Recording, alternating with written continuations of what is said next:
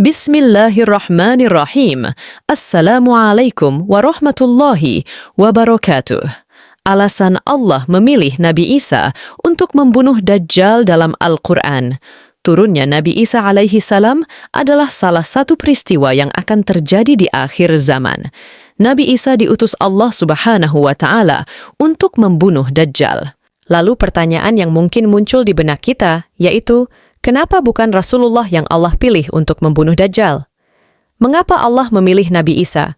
Simak video ini hingga akhir untuk mengetahui 3 alasan Allah memilih Nabi Isa membunuh Dajjal sesuai firman-Nya dalam Al-Quran.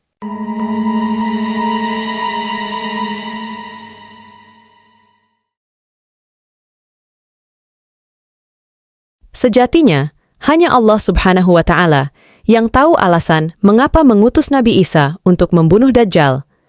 Bila mengacu pada beberapa ayat dalam Al-Quran, maka dapat diperkirakan beberapa alasan yang mendasarinya. 1. Alasan pertama, yaitu membuktikan bahwa Nabi Isa masih hidup. Ini sesuai dengan Al-Quran, Surat An-Nisa, ayat 159. Tidak ada seorang pun dari ahli kitab, kecuali akan beriman kepadanya, Isa, sebelum kematiannya. Dan di hari kiamat nanti, Isa itu akan menjadi saksi terhadap mereka. Quran Surah An-Nisa 159. Hal ini membuktikan kepercayaan bahwa Nabi Isa telah disalib kaum Yahudi adalah salah. Sebab selama ini kaum Nasrani mempercayai bahwa Nabi Isa sudah wafat. Sementara Allah menegaskan dalam firman-Nya bahwa Nabi Isa telah diangkat ke langit sebelum kaum Yahudi membunuhnya. Menjelang kiamat, Dajjal muncul dengan segala tipu dayanya. Kemudian dibayatlah dia oleh kaum Yahudi. Kaum Yahudi juga bersedia menjadi bala tentaranya dengan keinginan membalas dendam terhadap kaum muslimin. Kemudian Allah menurunkan Nabi Isa yang menurut mereka sudah mereka bunuh di masa lalu. Allah memerintahkan Nabi Isa untuk membunuh Dajjal dan mengalahkan bala tentaranya. Di masa itu, mereka sama sekali tidak bisa lolos. Bahkan, jika ada seorang Yahudi yang bersembunyi di balik pohon, batu, atau dinding, maka benda-benda itu akan berseru, "Ya Ruh Allah, di sini ada orang Yahudi." Nabi Isa kemudian menangkapnya. Selanjutnya, orang itu menyerah atau dibunuh. Alasan kedua, barangkali Allah mengembalikan Nabi Isa ke bumi karena manusia berasal dari tanah, maka akan kembali ke tanah.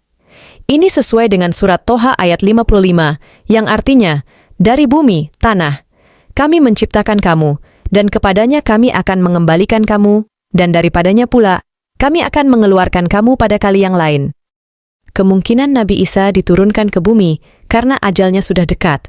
Nabi Isa pun nantinya akan dimakamkan di Tanah Suci, dan nantinya akan dibangkitkan bersama manusia lain di hari kebangkitan.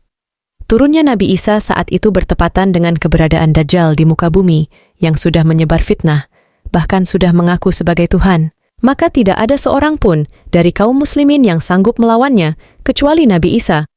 Alasan ketiga yaitu menjalankan kewajiban jihad sebagai kaum muslimin. Nabi Isa sendiri pernah berdoa kepada Allah agar dijadikan umat Nabi Muhammad. Maka Nabi Isa diturunkan ke bumi untuk menjadi umat Nabi Muhammad.